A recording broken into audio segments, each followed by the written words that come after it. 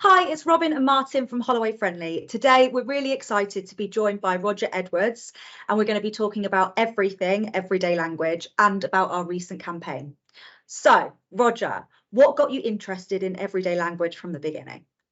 Yeah, I mean, my background, Martin and Robin, is I've been in financial services for pretty much all of my life, marketing financial services rather than on the finance and the actuarial side. And I've worked for companies like Scottish Provident. I was involved with a startup called Bright Grey about 20 years ago, which became subsumed within Royal London. So I've been involved in protection marketing quite a lot. Now, one of the first memories that I had of the strategic process was within a company was when I was asked to go along to a strategic planning session for a new product that was being launched. And it was actually quite exciting because it was taking place off-site. So we went to a manor house in the middle of nowhere in Scotland, and we arrived, and there was all these senior people from the business there. And we started off by having a coffee. I think there might even have been bacon rolls, and the boardroom that this strategy day was taking place in was really big. It had huge leather chairs, a gigantic wooden table, and we all had a coffee. We sat round, and the managing director made an introduction, said, we've got this product coming along. We want to make sure it's really successful, customer focused, advisors like it and consumers like it. So we've asked this consultancy firm to come in and help us. And it was one of the big four consultancy firms. I can't actually remember now whether it was Ernst and Young or something. It was somebody along those lines.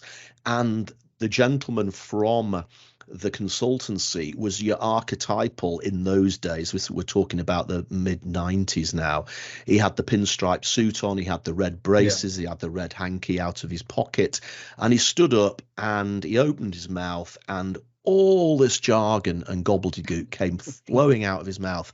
And it actually took me by surprise.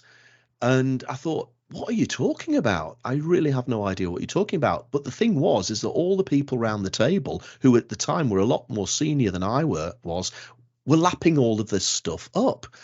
And it really troubled me. The MD had started off by saying, we need to launch this product. We want to be customer focused. We want to be advisor focused. And yet here we are talking a language that nobody outside of this room would have any idea what we were talking about. And that just stuck in my head. And it just almost like grew over the years. And the more senior I got, the more almost obsessed I became that we really can't talk like this. And we can't let that complexity filter into everything else that we do. And I guess that I formed very early on this opinion that if you use complicated language in your communications and in your products and your policies, it's very likely that that complexity will find its way into everything that you do. So your processes, your service, and your customer engagement, it will all become complicated, and it all stems back to the language that you use. So that was it. And really throughout the rest of my career, going through Scottish Provident, through Bright Grey, Royal London, and now I've been a consultant for 10 years. Most of what I do is helping people to cut the complexity, not only out of their language, but out of their products and out of their processes. And I guess that, Martin, when I saw what you were doing at Holloway, initially with the my sick pay product, and your desire to effectively do the same thing, cut out the complexity in the language and the product, I'm thinking, wow, finally there's somebody else who actually gets it and is prepared to go right back to the beginning, effectively with a blank sheet of paper and make it simple from the start. Yeah, I can definitely identify with what you're saying there, Roger. I think over the years we've seen a lot of the strategic consultancies coming into businesses. Quite often they provide a big deck to the CEO, who takes it to the board. It tends to be drenched in a lot of jargon and complex language. It's almost like that provides a bit of a comfort blanket, or that these people must know what they're talking about if they use this kind of language. Do you think there's an element of people feel it adds credibility to what they're saying if they use this sort of complex language and jargon? Maybe it actually is, because obviously you're sometimes paying eye-watering sums of money to these people, and yes, if they are using complex language and jargon, it just sounds a lot more like you're buying something worthwhile, when in fact it's probably the complete opposite. You're actually allowing that complexity to infect the whole of your business. And it's just a shame that a lot of these consultancy firms don't actually sit back and say, do you know what, it would be much better if we focused on the simplicity and cut out a lot of this language, and actually made people throughout organizations from top to bottom realize that complex language and complexity in itself isn't more valuable than simplicity. And in fact, simplicity is much more valuable than complexity. And I guess, let's be honest, so much of the world is complicated, not just in financial services. Complexity exists in all industries. And I guess one of the reasons why is because it's just the done way of doing things, isn't it?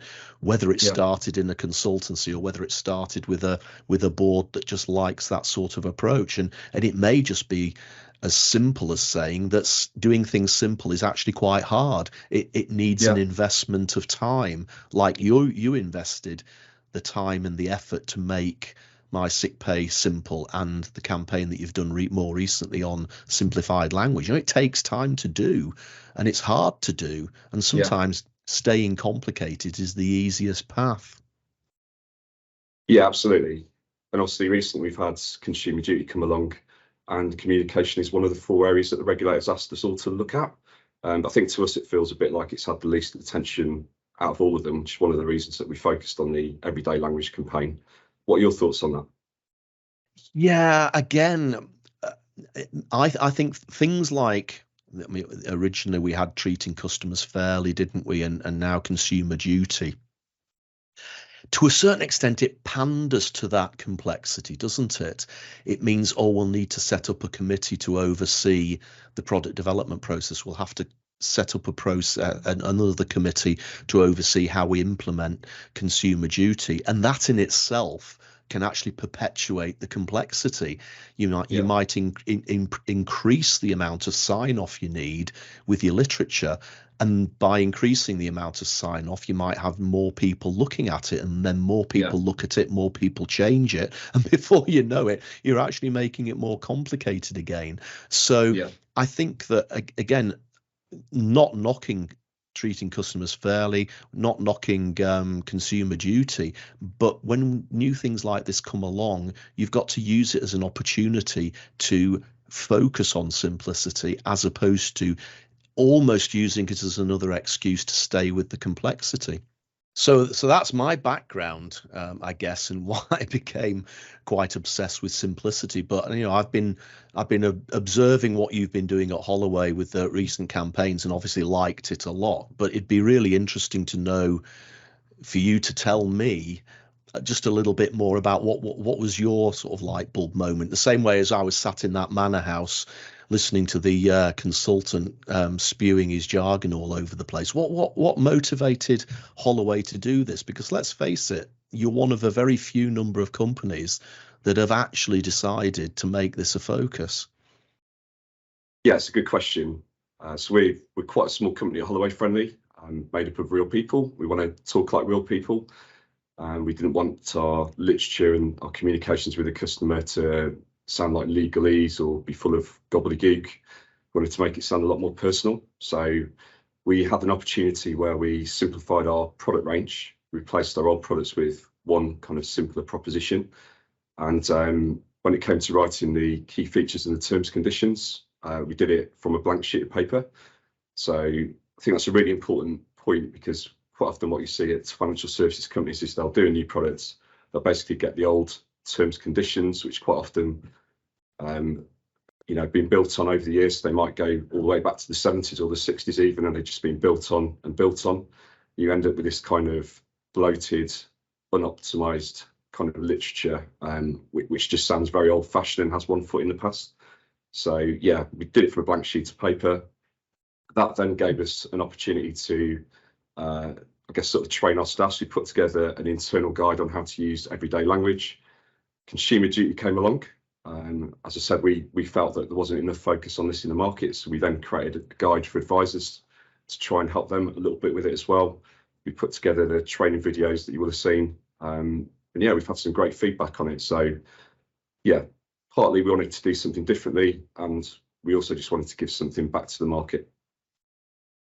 And do you think, I mean, one of the things I've always observed is that if you point out to people in the industry that we use all of this language and jargon and gobbledygook, and you know, sometimes you take it to the funny terms and terminologies that we'll use in meetings, like, oh, let's take this offline, or you know, let's run it up the strategic flagpole or whatever. And sometimes you sit in meetings and people say these things and everybody's having a giggle to themselves, and if you point it out to them, they'll have a laugh about it. The problem is we then go out of the meeting and we carry on doing it. And I think that it needed something like what you're doing to make everybody sit up and think, you know, instead of just laughing at it and carrying on doing it, I think we actually need to do something about it. And I think that the campaign that you've run and the booklets and the material that you've put out there have probably got a lot of people now thinking, okay, that's it. Let's stop laughing at it. Let's actually do something about it. Yeah, exactly. So our first video, which is on our LinkedIn, was the one where we went out into town and we had a list of questions. So different words that we use in insurance, sort of that we consider jargon. And we just asked a load of random people what we thought, you know, what they thought they meant. So we didn't use a focus group. We literally just strolled out of our building, went into town and asked random people. And we actually were really, really shocked. We thought, as a bare minimum, we thought, you know, everyone knows what a premium is. We'll put that word in there because they'll feel good about, you know, they'll feel good about it when they get that right. And one person got the word premium right. I just think we were just really shocked. I mean, just forget about all the other words that we spoke about, but the word premium is everywhere. You think every policy you take out, it's got the word premium in. When you sit, you know, and watch the telly in the evenings, an advert will definitely come on with an insurance company and mention the word premium. So we just couldn't believe that people didn't understand it. But I think actually it makes sense, because why would they? They're not in our industry. They don't have these words thrown around all the time. And it again confirms that people are sat there listening to words, nodding, agreeing, ticking yes, and they don't know what they mean. So yeah, it was definitely a sort of wake up moment where we thought, okay, we're onto something here. Let's push this out. Let's get a video series out. Let's get some more information out there for people and try and start changing the way we do this. Stop using these words. So yeah, it was good. It might as well have been a foreign language, and I think this is a really interesting point as well, because we work in the financial services industry, and I guess more specifically in the protection industry. You work in that industry day by day and you get to know the language of that industry. And let's face it, every industry has its own language, whether it's financial services or motor manufacturing or cupcake manufacturers. There will be language and jargon used by that industry, but it's wrong to assume that everybody else understands that. I mean, it may as well be French. You know, the word premium. Absolutely. I mean, imagine it was French. Now, you can't assume that because you speak French, everybody else speaks French, unless you're in France, of course. And therefore, going out into the town and talking French to people, you might be lucky and meet a French person. But if you meet an English person or a UK person who doesn't speak French, they're not going to understand what you say. So what you did is you went out into town and you spoke protection. Yeah, and people don't understand protection. We do, because we live and breathe it. We live in protection land almost. And I think that as an industry, we really need to understand that. I think it's called the curse of knowledge, isn't it? It's when you become so embroiled within a day-to-day focus that you assume that everybody else understands what you're doing, and in fact they don't. You may as well be talking French to them. Yeah, using defined terms of jargon definitely makes it a lot more difficult experience for customers when it comes to understanding things. It was quite humbling when we spoke to the public. They didn't understand what these words meant. They kind of knew they didn't understand it as well. I think one of the girls said she just tick yes to everything. So yeah, what we tried to do is just get rid of defined terms altogether. So if you think about it, when you open up a typical terms and conditions at the start, there's a big list of jargon, of these kind of legally defined terms. If you take proportionate benefit as an example, that's kind of 2 words which describes quite a complex concept. And again, I think one of the girls said, what you are doing is you've got these 1 or 2 specific words and you are trying to describe something quite complex with them, so it's never going to work, which is absolutely true. So taking proportionate benefit as an example, we would replace that just with everyday language along the lines of, if you went back to work in a job that doesn't pay as much, we'd top up your earnings or something along those lines. So that's really the approach that we've taken throughout everything we do. And as a result, we've managed to remove all those kind of complex, bold, defined terms that you see in literature and just replace it with something you can understand first time round. Absolutely. And certainly not in this day and age where everybody wants to move along quickly. You know, they're not going to look it up in a glossary. They're just going to, their eyes will glaze over it, or they won't even read it. And, you know, at the moment, we live in a world where nobody trusts insurance companies. Any sort of conversation you have with someone, they're always like, oh, they're just trying to make it really confusing so you don't understand, and then they'll weasel their way out of paying the claim.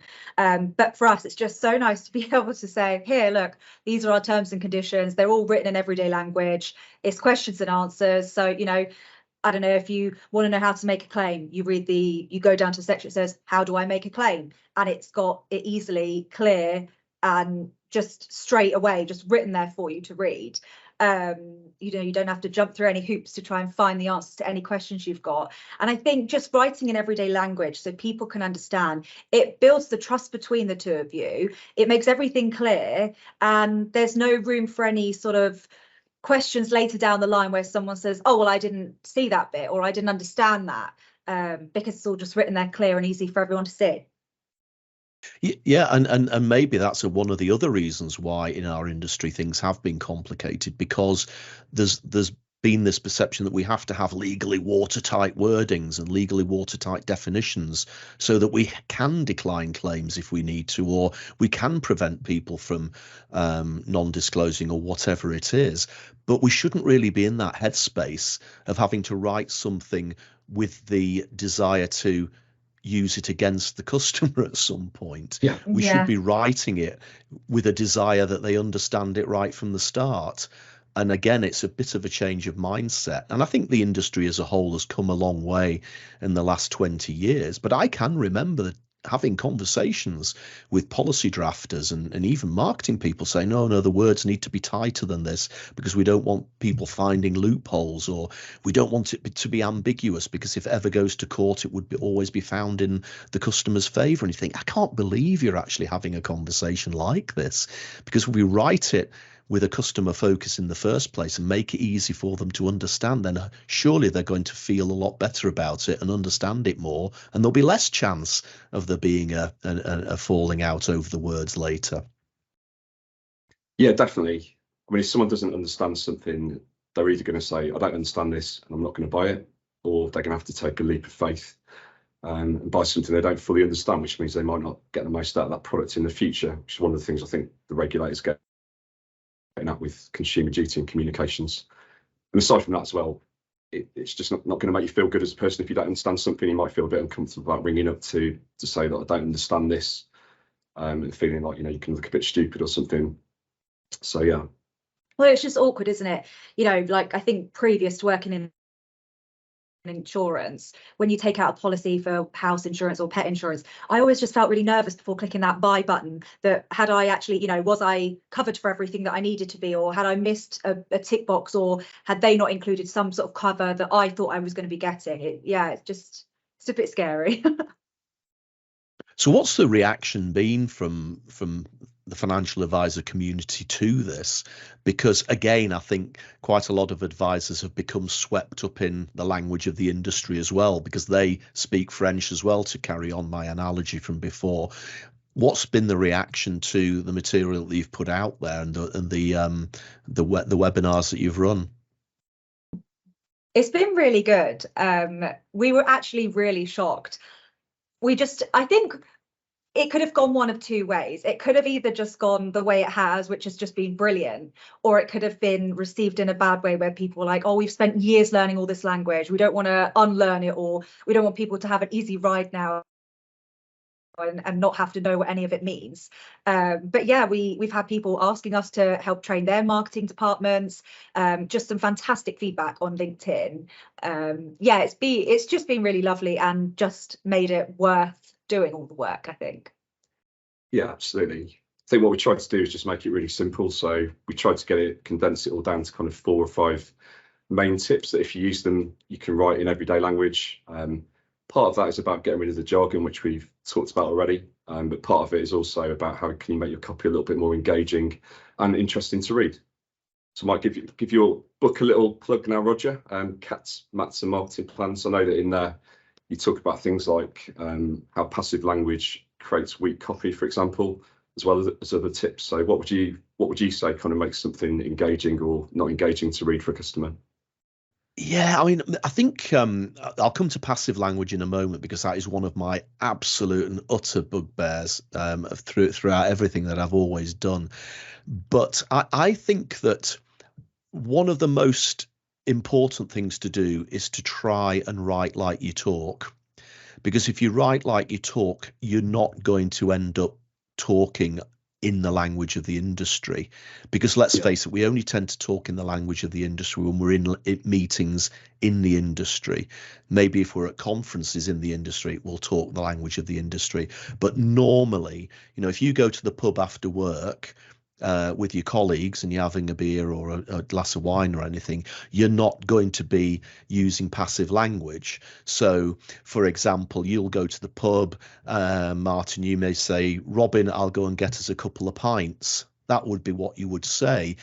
What you wouldn't say is, Robin, a couple of pints of fermented hops served in a cylindrical clear vessel of fused silicon will be procured from me at the bar to be imbibed by us.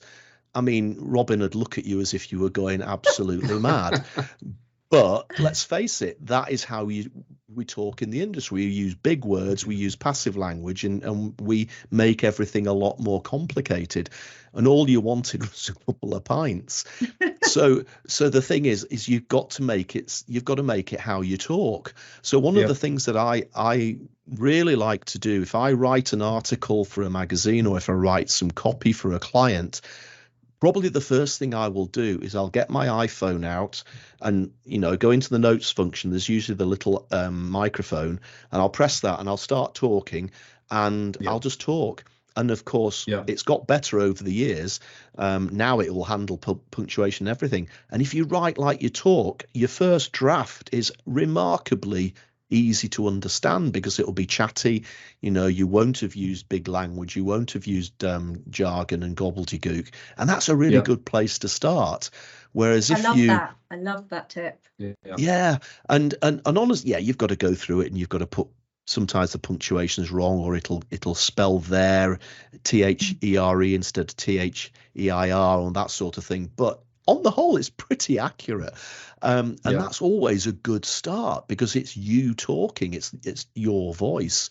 And the good thing about it is everybody within Holloway now will, you've started to change the language that you use. So your language of the industry has moved away from the complexity more towards simplicity. So I would imagine that if anybody in Holloway did the same thing, they got their phone out, they dictated it in, it would be nice and simple, and they'd be going and saying, let's have a few pints, rather than the more complicated, silly version that I spoke to before. So to me, that's always the starting point. And if you write like you talk, you'll also be engaging to other people because everybody else will be talking in the same sort of language. So again, you go to the pub. Do you want a couple of pints? No, I'll have a glass of wine. Again, it's that simpler way of engaging with people and talking. The other one, as you've intimated, is passive language. And passive language is something that the financial services industry has absolutely perfected. The problem I have with passive language is two things. The first of all, as you said, it creates dull copy.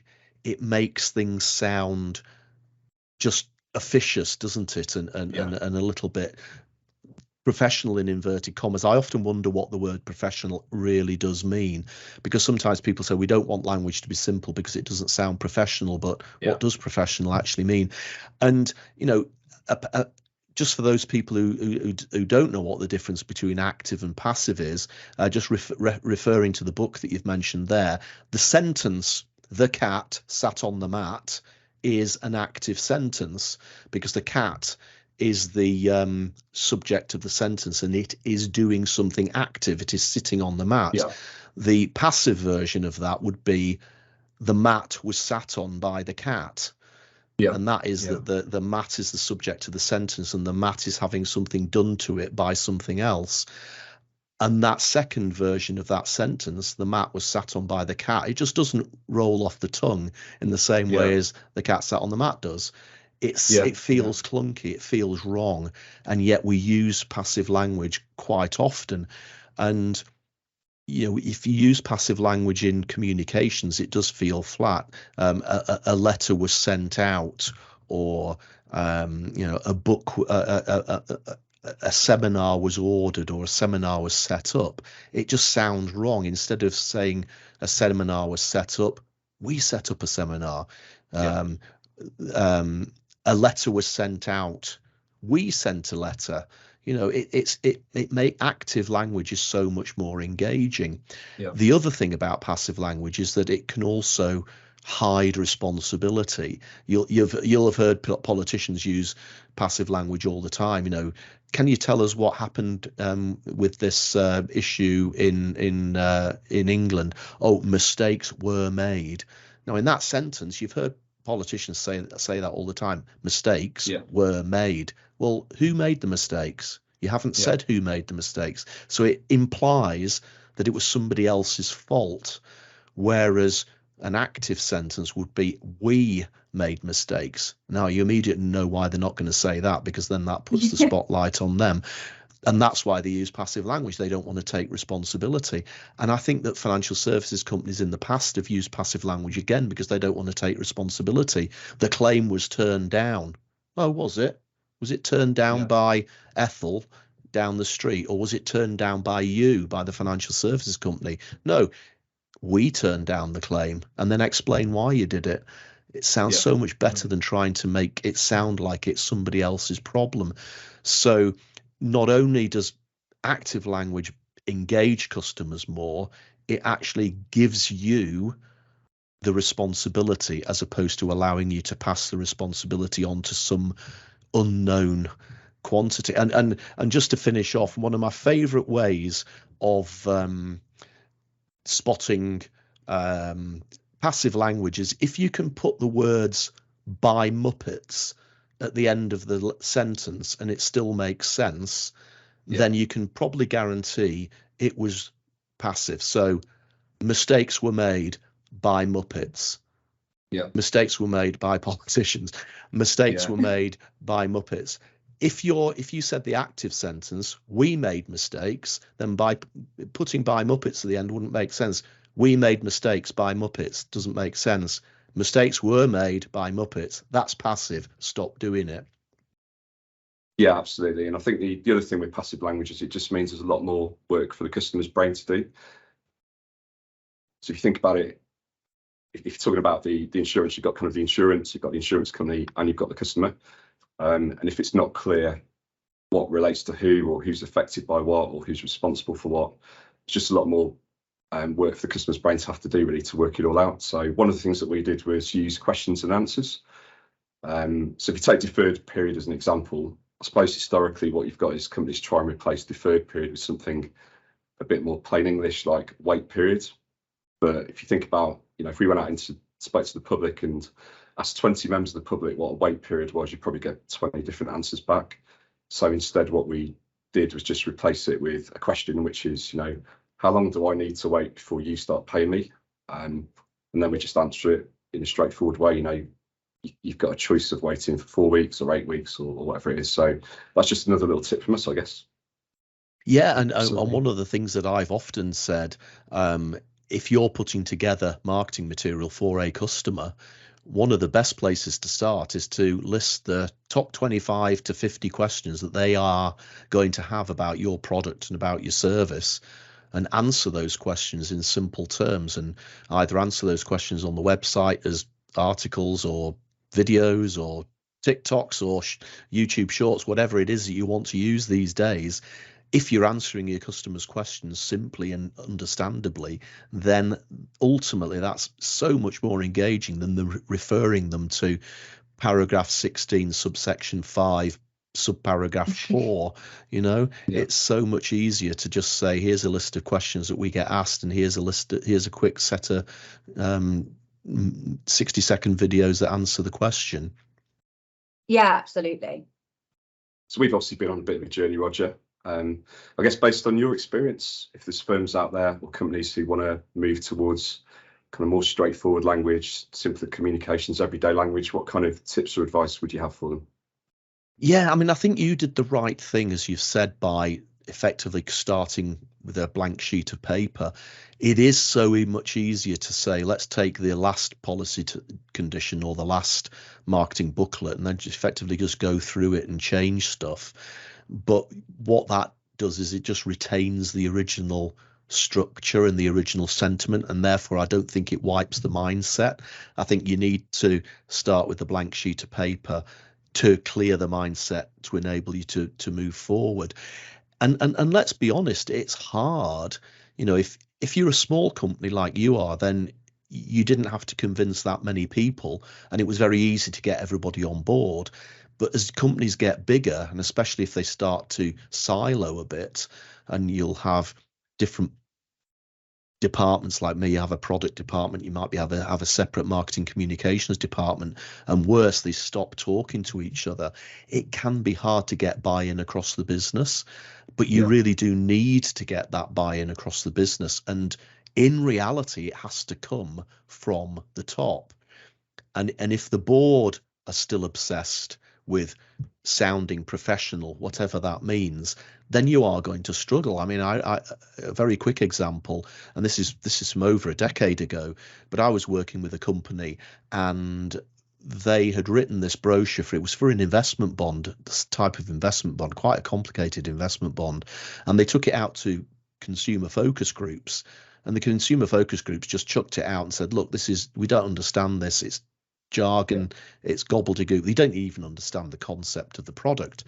And so the marketing team went away and rewrote it. They got the Plain English Society involved, and in the end they came up with a new version which researched a lot better. The consumers thought it worked and they understood it, but when it eventually went through the sign-off process, somebody either in the legal department said, well, this doesn't sound like us, it sounds too chatty, it's not professional enough, again in inverted commas, and it went to the board, believe it or not, and the board said, no, we don't like this, it's just too chatty, this is not how we talk, this is not how our brand communicates. And so they went and they used the original version, which everybody hated. And you think, come on, this was a pivotal moment for you when you could have changed. You could have said, obviously, we need to change the culture of the company to be more like this. But no, they preferred to stick with what they felt was more professional. And as you would expect, that bond launch was a bit of a fiasco, because, as people said in the focus group, turned out to be the reality across the whole launch. People didn't understand the product, and they didn't understand the literature that went with it. Yeah, sometimes people are just so reluctant to change, aren't they? And sometimes they struggle to maybe think about what's the best thing for their business or the best thing for their communications, and maybe they're just stuck in those ways. They had to spend years learning that jargon and learning how to, speak that way and how to understand everything, and they don't want people just to come in and know it all straight away. Maybe that's it. Yeah, and there is that, reluctance to change. And it's almost like you've learnt this language, and now you're expecting me to learn a different one. I don't want to do that. I don't want to learn Spanish. I've been speaking French all my life. It's the same sort of thing. But I guess as marketing people, we always think customer first. And if we've got to convince ourselves that it's the right thing to do for the customers, you know, yes, okay, you may be wedded to the jargon, you may be wedded to the complex language, but ultimately it's not going to win us business in the end. It's always going to be a barrier. It's always going to be something that gets in the way of customer engagement. And if we truly are a business that believes that it is customer centric, to use a jargony term, then you have to make that move. But I still do believe that it needs to come from the top. If you're working in a marketing department and the senior people don't get it and they don't believe in it, if you can't convince them, then ultimately it isn't going to work, because they're not going to give you the responsibility and the autonomy to get it done. But I would hope that in the world that we live in now, there are more people who are more enlightened than there are who still cling to that belief that complexity is the professional way of doing things. Yeah, and definitely with the younger generation coming through and their use of social media, it's a very different way of communicating. It's interesting, actually, quite often you'll see a person maybe doing sort of a selfie video on LinkedIn, and the way that they'll express themselves and their communication is completely different, a lot more natural than maybe the kind of the way the company or the company literature is expressing itself. So yeah, hopefully things will start to change over time. Well, I just think everything's changed so much since COVID. Everything is so much more relaxed. Nobody goes into the office in a full suit and tie every single day anymore. And I mean, we're just both in sort of like jeans and sort of a relaxed shirt and a jumper today. And I think, why isn't our language reflective of how things have changed in the last couple of years? We've changed everything else but our language. So why are we still using this corporate professional sort of text when we type things? I don't think we need to. I think that, Robin, that is such a good point. That's a good observation.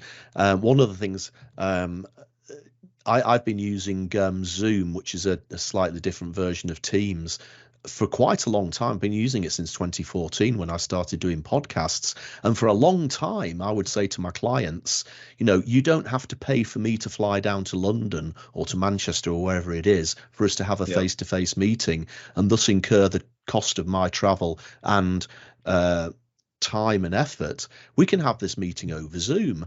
And we don't like the sound of this Zoom thing. It's a bit no technology. Don't really understand it. Might be quite dangerous. Might expose us, fear of data leakage, whatever it might be. So the journey's continued. And then, of course, COVID came along, and before we knew it, everybody was using Zoom and everybody was using Teams. And now most people more than happy have a Zoom meeting or a Teams meeting, and I very rarely fly down to London anymore. And why hasn't the COVID pandemic triggered it in the language space and in the complexity space? It almost is, this was a watershed for so many things, and yet we are still clinging on to complexity to a certain extent across the industry. And we need to sit down and think, this was an opportunity for us to stop wearing ties, stop wearing jackets, being a little bit more casual, working from home for a bit, going into the office for a bit. Let's use this as an opportunity to clear out all the jargon as well. We're talking about jargon, Roger. I know you're a big fan of corporate buzz phrases like let's circle back and let's stick a pin in it. Just wondered if you wanted to share a few of your all-time favourites. I think reaching out is one that really winds me up.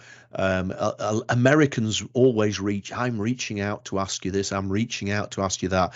And I always think, if the only people who have got any business reaching out are the four tops. If you're not a member of the four tops, then don't reach out. Just saying I'm getting in touch with, or whatever it is. What also amuses me, that people who reach out will then circle back a few days later. I'm just circling back. And another one I heard recently, I'm just bubbling this to the top of your inbox. And some people use inbox as a verb, don't they? Let me know what you think. Inbox me with your thoughts. Inbox me with your thoughts. Yeah. An inbox is a physical, well, it's not physical. An inbox is a place where messages go. Send me a message. Inbox me. My goodness. Another one I heard recently was we need to focus on the crocodiles nearest the boat. My jaw nearly dropped through the floor when I heard that one. Yeah. Some of the other favorites are strategic staircases. Paradigm shift is one of my absolute favorites. The aforementioned guy 20 odd years ago in that meeting room in that manor house in the middle of the Scottish wilderness, he at the end of the week he stood up and he said, we've got this, we've done some good work, and he says we must now finesse the paradigm to achieve maximum alacrity. And that was I actually put that in the book, that actual sentence. We must finesse the paradigm to achieve maximum alacrity. I think what he actually meant was we need to refine the product, but it just sounded like gobbler. And he actually misused the word alacrity as well, because in those days I couldn't just quickly check up what the word alacrity meant on my phone, but I think he misused the word alacrity. But yeah, let's stop using. And again, I say this: if you're in a meeting and people start using these terms, let's take it offline. Usually when people say let's take it offline, they mean let's go and argue about it somewhere else. Yeah. But everybody has a laugh about these terminologies. But then we go out of the room and we carry on doing it. Yeah. So it's almost like you have to have the respect for each other and the bravery to call it out, but then also say let's stop now, let's have a laugh about it, but next week let's just not use these terminologies, and hopefully that will then filter down into our proposition and our service. Because as I said at the start, I think that if you have complicated language, you probably also have complicated products and complicated service. So if you start with a language, ultimately it will flow through to everything else you do. Yeah, completely agree. So Roger, obviously the art of making things simple is something that you've been heavily involved in for a number of years now. So if there's anyone out there interested in that area, what kind of things can you do to help them? Yeah, I mean, I tend to help people not just keep language simple. I'm a career marketer. Marketing can be quite complicated, and I suppose one of the consequences of the digital age is that marketing has become very much focused on the communications part. And when people say marketing, a lot of the time they often just mean advertising or promotion. They tend not to talk about the customer research, the targeting of the actual customer, the development of the proposition or the product, the position, which in itself, I guess, is a jargony word, isn't it? The offer to that customer, the price you're paying, where is it available and how is it distributed, and the goals that you have. So marketing is a much wider discipline than just rustling up a few adverts and a few brochures. But quite a lot of companies, especially smaller companies where people might not have a marketing background, often just need a little bit of help putting all of that together and making it simple. Because let's face it, if you pick up a marketing textbook, it can be full of jargon in itself and could become quite scary to look at. So I tend to help people keep their marketing simple, and part of that is the language. Good stuff. Well, the time has come, unfortunately. It's been so lovely talking to you today. And just want to say a massive thank you for all of your support and nice words about everything that we've done with Everyday Language. Yeah, thank you. It's much appreciated, Roger. Yeah, no problem at all. I'm really looking forward to seeing what Holloway are going to do next. Well, thank you so much again, and thank you to everyone who's watching. If you want to check out the videos that we spoke about earlier in this podcast, the Everyday Language campaign, they are all over on our LinkedIn channel and also on our YouTube channel. So yeah, if you haven't seen them yet, you need to head over and check them out now. But yeah, thank you, everybody. Yeah, thanks for watching, and thanks, Roger. No problem. I'll see you soon. Cheers. Nice to speak to you. Cheers. Bye. Bye.